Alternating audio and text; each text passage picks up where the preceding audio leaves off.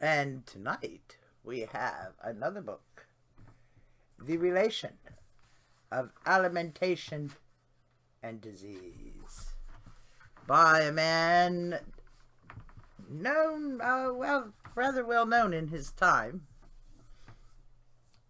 back in 1860 to 1880, a doctor with ties across the pond. So, what does the good doctor say? Well, he was a little odd, okay. But then, back then, hardly anybody knew anything about anything medical, really. So, that's no big surprise there. But he did say, eat meat, drink water, get exercise, keep yourself clean and tidy, and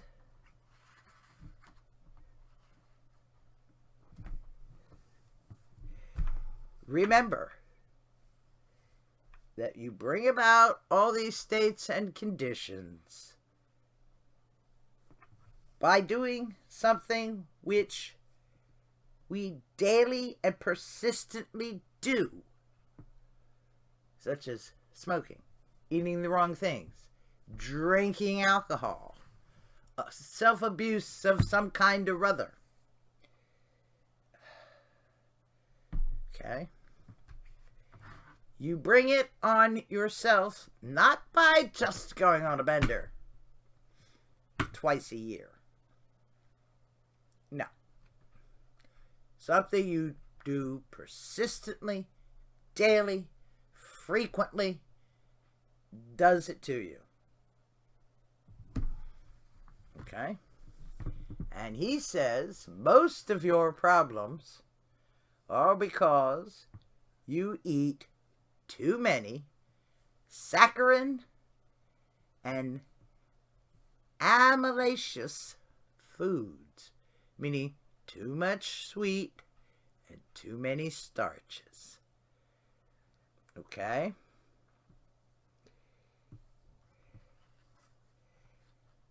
So, saccharine and amylaceous foods are too largely eaten, accompanied by moderate to insufficient exercise, and eating nitrogenous foods.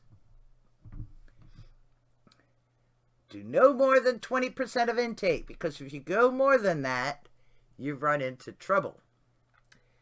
Touch of salt, and he recommends sticking to broiled or roasted meats, with just a few.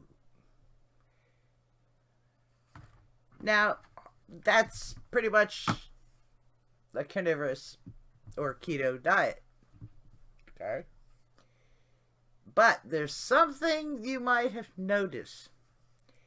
He says you must drink water.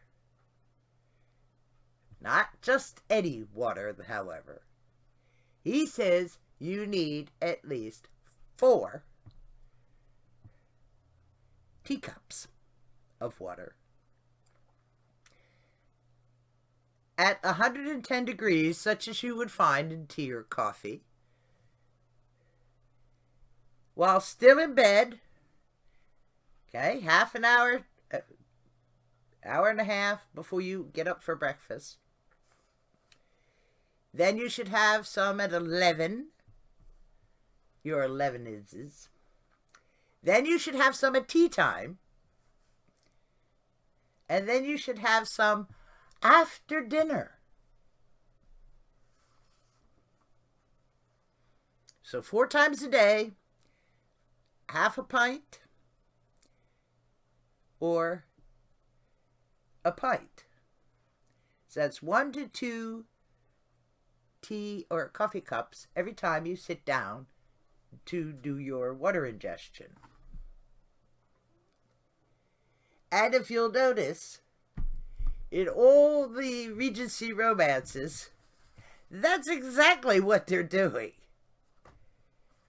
They have the soup, they have the fish, they have the roast. And let's see, there's tea in the morning brought to you while you're still in bed. Then you have the 11 a.m. cup of tea before lunch. 4 p.m., everybody goes to tea, don't they? And then after dinner, they bring in the tea tray while the gentlemen go to join the ladies after drinking port. And for the most part, the English still do that. Of course, you could switch to decaf during the evening, but you know, I find it highly amusing. But this book was written in 1888, I believe, published in 1888 in New York. So it's very interesting. And no, you weren't supposed to do any heavy-duty exercise. Go for a gentle drive, horse and buggy, or walk. Now, when he says walk, he means stroll. Because remember, he's talking to ill people. He's trying to get them better. Walk. And when he says walk, he means out of every 24, you should be walking for 4 hours. As healthy as you become, you can increase that to 6 hours. But you're still strolling.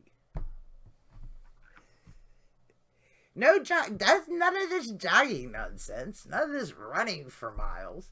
No, no, no, no, no. You're supposed to go for a walk. It's precisely what he means. And if the weather's too bad, have yourself a massage instead. Okay. Obviously. He was working with a different group of people than your average physician.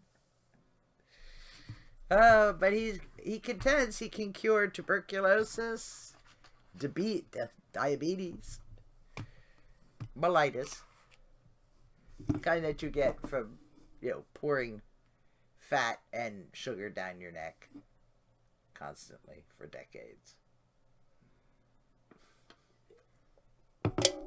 So it's a very amusing book. I highly recommend it, if just for that. And then he goes on to tell you the experiments he's run, the sort of atmosphere, the sort of relationship you're supposed to have with your patients, how you can tell he's backsliding if he's backsliding, because the condition comes back. I have to go through all that all over again. He wants you to take 2 baths a week. Just sponge yourself down the rest of the time. Air your bed out during the day. Only make it up just before you hop in. Oh, really? Everything. And when he wants to come and examine all your excretions, I'd rather not, but she spent 20 years looking through a microscope at all these things. Oh, Lord, the poor man. And yes, he does take blood samples. So, doctors. Everybody has their ideas, don't they? Anyway, I hope you found this rather amusing. The book is available for free on Internet Archive, so it's not like you're going to pay anybody for this one. Still, it is amusing. And thank you for watching, and please do come again.